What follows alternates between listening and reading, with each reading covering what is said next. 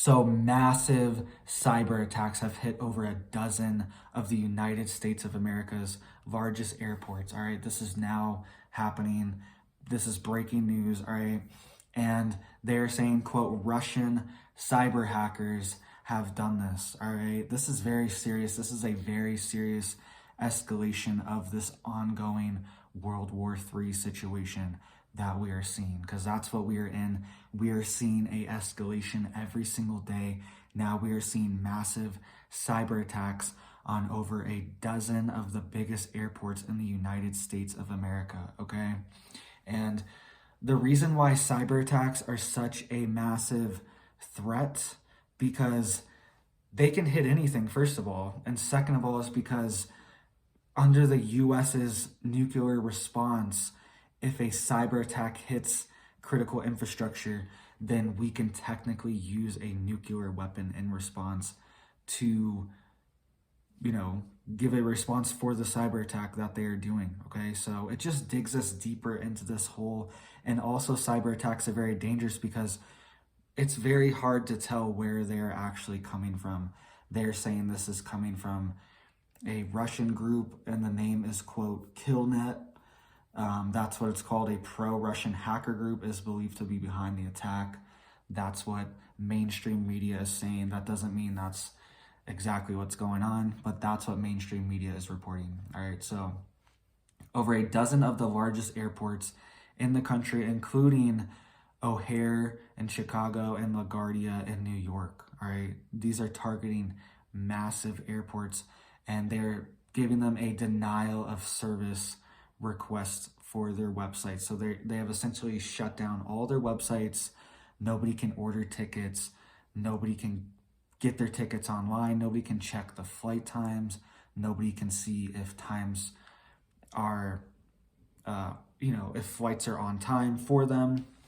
And this could be affecting not just the consumers, this could be affecting the pilots and the infrastructure as well. This is a developing story, and it was just reported, and it said it was reported to the Cybersecurity and Infrastructure Security Agency.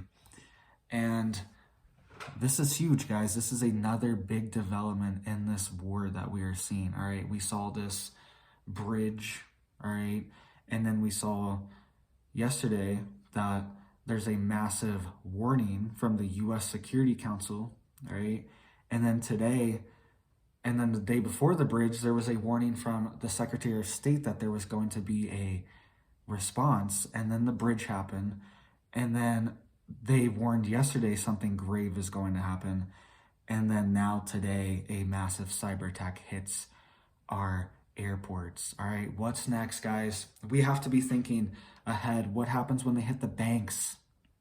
What happens when the bank's frozen? Sorry, the bank website shut down for 2 weeks while we figure it out, while we get this encryption off of our software. And sorry, your money is locked behind this encryption, whatever, you know what I mean? And if it comes from, it doesn't have to be money. It could just be an attack, all right? It could just be a group that just wants to shut down. They don't even want money, so there's no way to even pay to get out of it, because that's what they did with the Colonial Pipeline, all right? If you remember the Colonial Pipeline, right when Biden got in, all right? And it seems so long ago, honestly, thinking about it, it's like, man, yeah.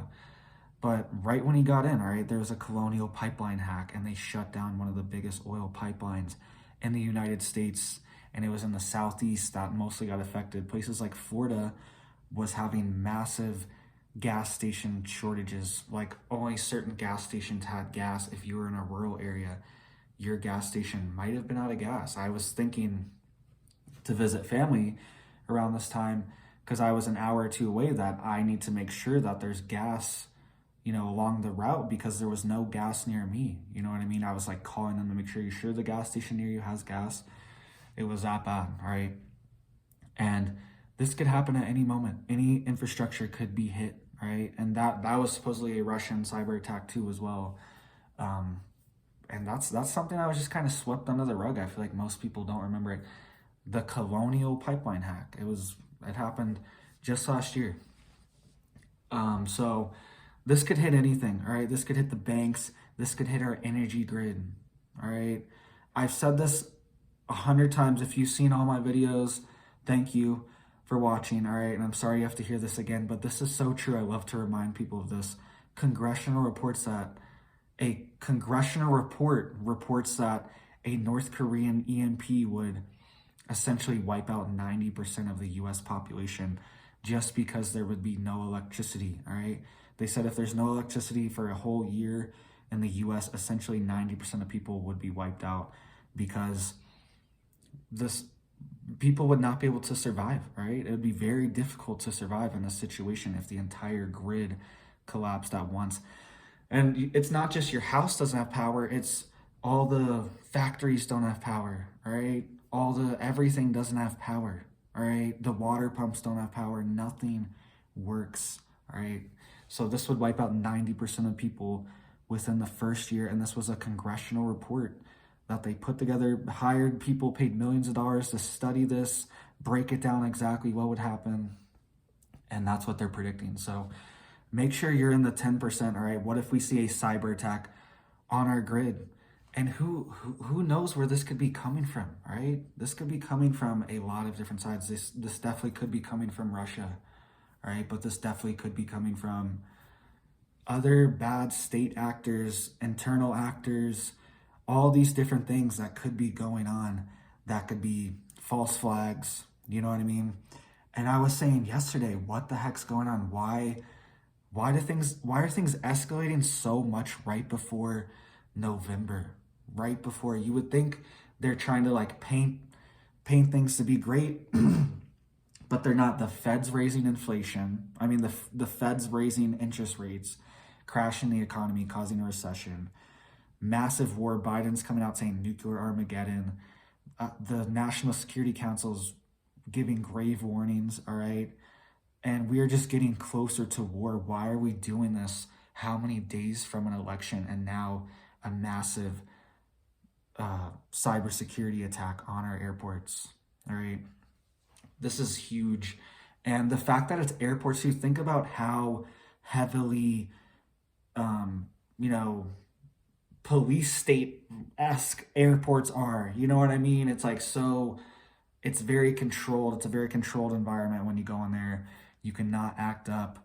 You cannot act out. You will get arrested. You can't be screaming or freaking out or doing anything. You have to be very orderly in the airport. You got to go through all the security checks, all this stuff, okay? There's so much, you know what I mean? The airport's very heavily guarded. Even though these are private companies, an airport feels like a government facility. It feels like you're going to somewhere very important, you know, when you go there.